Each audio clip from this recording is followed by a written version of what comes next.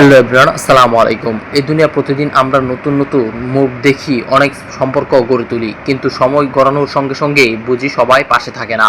স্বার্থ যেখানে শেষ, সম্পর্কও যেন সেখানেই থেমে যায়। স্বার্থপর দুনিয়া আমাদের শিখিয়ে দেয় কে আপন আর কে শুধুই প্রয়োজনের সময় মুখোশধারী। এই বাস্তবতাকে তুলে ধরতেই রইল কিছু মর্মান্তিক বাস্তবতিক দুনিয়া। এই দুনিয়া কেউ কারো নয়, সবাই শুধু নিজের সুখের পাহাড় বানাতেই ব্যস্ত, অন্যের কষ্ট দেখার সময় কারণেই। দুনিয়াটা আজ এমন এক জায়গা হয়ে গেছে যেখানে মানুষের মূল্য তার ব্যাংক ব্যালেন্স, হৃদয়ের গভীরতা নয়। আগে সম্পর্ক গড়ত ভালোবাসায়, আজ সম্পর্ক গড়ে স্বার্থে। ভালোবাসা শুধু গল্পের বইয়ের পাতা থাকা। এই যুগে মানুষের চোখে চোখে রেখে কথা বলার সাহস কয়জনে আছে? সবাই শুধু ফোনের স্ক্রিনে ডুবে থাকতে ভালোবাসে। দুনিয়ার সবচেয়ে বড় সত্য এখানে, আপনি যতদিন কাজে ততদিন মানুষের মেমোরিতে কাজ ফোরালেই আপনি ইতিহাস। আজকাল মানুষের হাসির পেছনেও লুকিয়ে থাকে হাজারো কষ্ট, কেউ সেটা বুঝতে চায় না।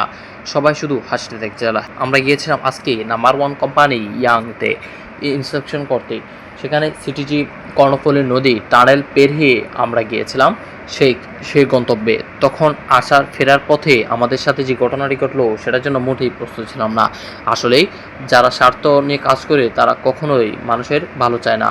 তখন আমি আর দাদা মিলে, আমরা দুজনে মিলে সেখান থেকে অনেকটা দূর বের হয়ে, কর্ণফুলী নদীর টানেল বের হয়ে, অনেক নদী টদী পার হয়ে, তারপরে আমরা অনেক রাত্রে বাসটা চলে গিয়েছিল। তো তখন সবাই চলে গিয়েছে, বাসটাও চলে গিয়েছিল। টাইম 7টা 10 ছিল।